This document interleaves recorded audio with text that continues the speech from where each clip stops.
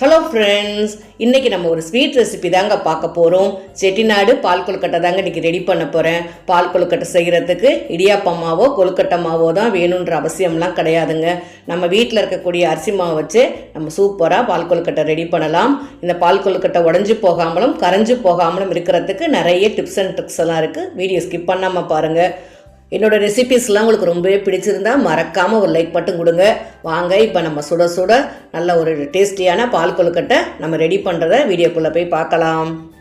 நம்ம கொழுக்கட்டைக்கு மாவு பேசுகிறதுக்கு நல்ல ஒரு அடிகனமான பாத்திரத்தில் மெஷரிங் கப்பில் 1 கப் அளவு தண்ணி சேர்த்துக்கிறேன். ஒரு அரை டீஸ்பூன் அளவுக்கு டேபிள் சால்ட்டு சேர்த்துக்கலாம்.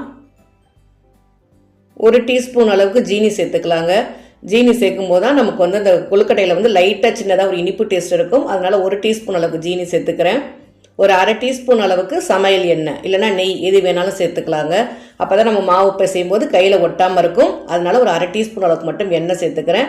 சேர்த்துட்டு அடுப்பை லோ ஃப்ளேமில் வச்சுருக்கேன். தண்ணி லைட்டாக சூடாகிட்டு இருக்கட்டும். அதுக்குள்ளே நம்ம அரிசி மாவு வறுத்துக்கலாம். இது நார்மல் அரிசி மாவு தாங்க. ஒரு அடிகனமான பாத்திரம் எடுத்துகிட்டு மெஷரிங் கப்பில் 1 கப் அளவுக்கு நல்லா அழுத்தி தாங்க மாவு எடுத்துகிட்டு மீடியம் ஃப்ளேம் வச்சுட்டு நல்லா கைவிடாமல் லைட்டாக வறுத்துக்கலாம். நம்ம இந்த மாதிரி அரிசி மாவு வறுத்து செய்யும்போது கொழுக்கட்டைகள்லாம் உடஞ்சி போகாது, கரைஞ்சும் போகாதுங்க. ரொம்பவே பர்ஃபெக்டாக சூப்பராக வரும். 2லேருந்து 3 நிமிஷம் நல்ல மீடியம் ஃப்ளேமில் வச்சுட்டு நல்லா கைவிடாமல் வறுத்துக்கோங்க. நமக்கு மாவு எந்த பக்குவத்தில் வறுக்கிறோம் அப்படின்னு பார்த்தீங்கன்னா, மாவு எடுத்துட்டு லைட்டாக சின்னதாக நம்ம கோலம் போடுவோம் பாருங்கள். அந்த மாதிரி கோலம் போட்டு பார்க்கலாம். அழகாக நேர் கூட அழகாக வருது பாருங்கள். இந்த பக்குவத்தில் நமக்கு மாவு சூப்பராக ரெடி ஆகிடுச்சு. அடுப்பு ஆஃப் பண்ணிடலாம். தண்ணி பார்த்திங்கன்னா இந்த பக்கம் நல்லாவே கொதிக்க ஆரம்பிச்சிச்சுங்க. நல்லா கொதிச்சதுக்கு அப்புறம் தான் நம்ம மாவு சேர்த்துக்கணும். அப்போ தான் உருண்டைகள் கரைஞ்சி போகாமல் இருக்கும். நான் அடுப்பு ஆஃப் பண்ணிவிட்டு தான் மாவு சேர்த்துருக்கேன். மாவு சேர்த்துட்டு ஒரு ரெண்டு நிமிஷம் நல்லா கலரிட்டு அப்படியே ஆறிட்டு இருக்கட்டும். நம்ம அதுக்குள்ளே வெள்ளைப்பாகு ரெடி பண்ணிக்கலாம். நல்லா அடிகனமான பேன் எடுத்துகிட்டு மெஷரிங் கப்பில் 1.5 கப் அளவுக்கு நான் வெல்லம் எடுத்துருக்கேன். இடித்த வெல்லம் 1.5 கப் அளவு எடுத்துருக்கிறேன். 1/4 கப் அளவு தண்ணி சேர்த்துட்டு வெள்ளைப்பாகு நம்ம ரெடி பண்ணிக்கலாம். இந்த வெள்ளைப்பாகு ரெடி பண்ணுறது பார்த்திங்கன்னா கிட்டத்தட்ட ஒரு 7 நிமிஷம் எனக்கு வெள்ளைப்பாகு கொதிச்சிருக்குங்க. அப்படியே தண்ணியான பாகு இருக்கக்கூடாது, ஓரளவுக்கு நல்லா திக்காக வரணும். அடுப்பை லோ ஃப்ளேமில் வச்சுருக்கேன். வெள்ளைப்பாகு கொதிச்சுட்ருக்கட்டும். அதுக்குள்ளே பார்த்திங்கன்னா நம்ம இந்த மாவை பிசைஞ்சிக்கலாம். தண்ணி கையை நனைச்சிட்டு அதுக்கப்புறம் மாவு பிசைஞ்சிக்கிறோம். லைட்டாக சூடாக தாங்க இருக்கும். சூடாக இருக்கும்போது கையை நல்லா தண்ணியில் நனைச்சிட்டு இந்த மாதிரி பிசைஞ்சு எடுத்துக்கணுங்க. பாத்திரத்துலேயும் மாவு ஒட்டக்கூடாது, கையிலையும் ஒட்டக்கூடாது. அந்த பக்குவத்தில் நம்ம மாவு பிசைஞ்சு எடுத்துக்கலாம். இந்த மாதிரி நம்ம சப்பாத்தி மாவு பிசைவோம் பார்த்திங்களா, நல்லா திக்காக அழுத்தி தான் பிசையணும். மாவு நல்லா சாஃப்டாக வரணும். நல்லா விரிஞ்செல்லாம் போகக்கூடாது. அந்த மாதிரி நல்லா அழுத்தி பிசைஞ்சுக்கோங்க. தண்ணி சேர்க்க வேண்டாம். கையை நல்லா தண்ணியில் நனைச்சிட்டு இந்த மாதிரி பிசைஞ்சு எடுத்துக்கோங்க. இப்போ பாருங்கள் எந்த அளவுக்கு மாவு நல்லா சாஃப்டாக வந்திருக்குன்னு பார்க்கலாம். பாத்திரத்துலையும் ஒட்டக்கூடாதுங்க, கையிலையும் ஒட்டக்கூடாதுங்க. கொஞ்சம் கூட மாவு ஒட்டலை பாருங்கள்.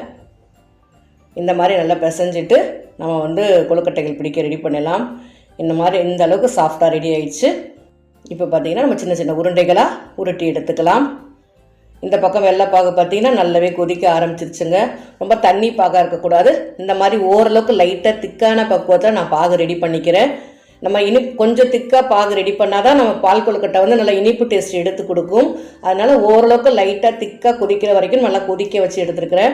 எனக்கு இந்த பாகு கொதிக்க கிட்டத்தட்ட ஒரு 8 நிமிஷம் ஆச்சுங்க. ஹை ஃப்ளேமில் வச்சு தான் நல்லா கொதிக்க வச்சுருக்கேன். பாகு ரெடி ஆகிடுச்சு. அடுப்பு ஆஃப் பண்ணிடலாம். நமக்கு இப்போ கொழுக்கட்டை மாவும் ரெடி ஆகிடுச்சு, வெள்ளைப்பாகும் ரெடி ஆகிடுச்சு.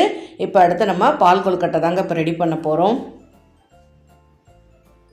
பால் கொழுக்கட்டை செய்கிறதுக்கு அடிகனமான பாத்திரம் எடுத்துருக்கேன். மெஷரிங் கப்பில் 3 கப் அளவு தண்ணி சேர்த்துக்கிறேன். தண்ணி சேர்த்து தண்ணி நல்லா கொதிக்கட்டும். தண்ணி கொதிக்கிறதுக்குள்ளே நம்ம சின்ன சின்னதாக உருண்டைகள் உருட்டி எடுத்துக்கலாம். நான் இன்றைக்கி குட்டி குட்டி உருண்டைகளாக தாங்க உருட்ட போகிறேன். இந்த மாதிரி நல்லா உருட்டி எடுத்துக்கோங்க. மாவுலாம் விரிஞ்சு வரக்கூடாது. அந்த மாதிரி நல்லா பக்குவமாக மாவு பிசைஞ்சுக்கணும். நமக்கு எந்த ஷேப் வேணுமோ அந்த மாதிரி நம்ம உருட்டி எடுத்துக்கலாம். நான் இந்த மாதிரி 2 ஷேப்பும் கலந்து தாங்க உருட்டி எடுத்துருக்கிறேன். இந்த பாருங்கள், ஒன்றோட ஒன்று ஒட்டாமல் ரொம்பவே அழகாக வந்திருக்கு. எல்லா உருண்டைகளும் உருட்டி எடுத்துட்டேன். இப்போ நமக்கு தண்ணியும் நல்லாவே கொதி வந்துருச்சு. தண்ணி நல்லா கொதி வந்ததுக்கப்புறம் இந்த உருண்டைகளை சேர்த்துக்கணும். அப்போ தான் உருண்டைகள்லாம் கரைஞ்சி போகாது. ஏற்கனவே நமக்கு மாவு நல்லா வெந்துருச்சு. வெந்ததுனால உருண்டைகள்லாம் கரைஞ்சி போகாதுங்க. நம்ம தைரியமாகவே சேர்த்துக்கலாம்.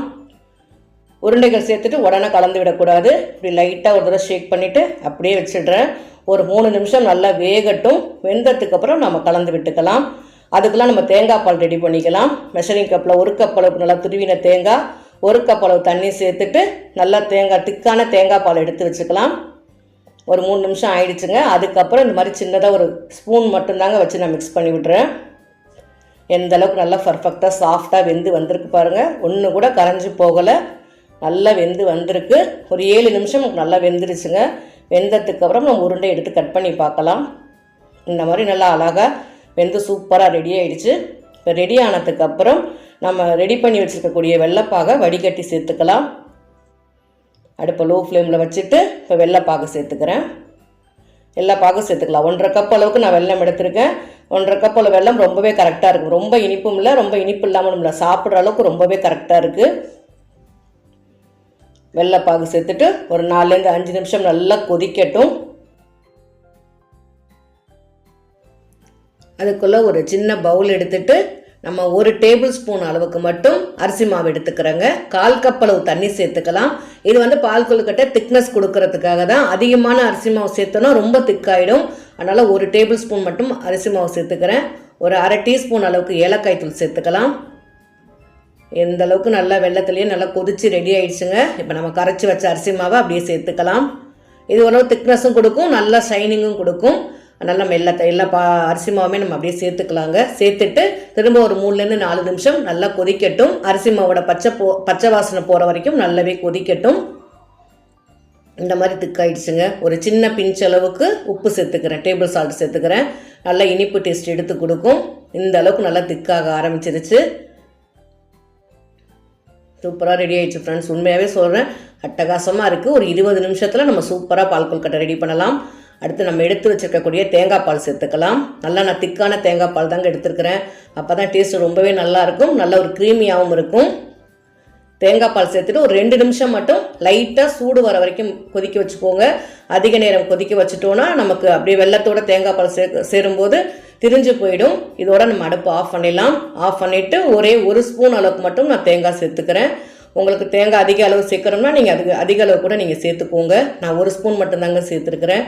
அப்படியே ஒரு 15 நிமிஷம் நல்லா ஆறட்டும். இதுலேருந்து ஓரளவுக்கு இன்னும் கொஞ்சம் திக்காகி வரும். பாருங்கள், ஒரு 15 நிமிஷம் கழித்து பார்த்தா நல்ல ஒரு சாப்பிட்ற பக்குவத்தில் நல்ல ஒரு திக்கான நல்ல சூடான பால் கொழுக்கட்டை அட்டகாசமாக ரெடி ஆகிடுச்சுங்க. வாங்க இப்போ நம்ம பால் கொழுக்கட்டை எப்படி இருக்குன்னு சாப்பிட்டு பார்க்கலாம். உண்மையாகவே சொல்கிறாங்க, டேஸ்ட் அட்டகாசமாக இருக்கும் ஃப்ரெண்ட்ஸ். கட்டாயமாக ட்ரை பண்ணி பாருங்கள். ஒரு 20 நிமிஷத்துல நம்ம சூப்பராக ரெடி பண்ணலாம். நம்ம செஞ்சுருக்கக்கூடிய அளவு பார்த்திங்கன்னா ஒரு 3 பேர் தாராளமாக சாப்பிட்லாங்க. அந்தளவுக்கு நான் இன்றைக்கி ரெடி பண்ணியிருக்கேன். கொழுக்கட்டை பார்த்திங்கன்னா ரொம்பவே சாஃப்டாக வந்திருக்கு. நல்ல ஒரு வெள்ளத்தோட இனிப்பு டேஸ்ட்டு, தேங்காய் பாலோட நல்ல ஒரு க்ரீமியான டேஸ்ட்டோட பால் கொழுக்கட்டை அட்டகாசமாக இருக்குது. என்னோடய ரெசிபிஸ்லாம் உங்களுக்கு ரொம்பவே பிடிச்சிருந்தா மறக்காமல் ஒரு லைக் பட்டன் கொடுங்க. உங்கள் கமெண்ட்டையும் பதிவு பண்ணுங்கள். மறக்காமல் விகாஸ் சமையலை சப்ஸ்கிரைப் பண்ணிட்டு பக்கத்தில் இருக்கக்கூடிய பெல் ஐக்கானை கிளிக் பண்ணிக்கோங்க. தேங்க்யூ.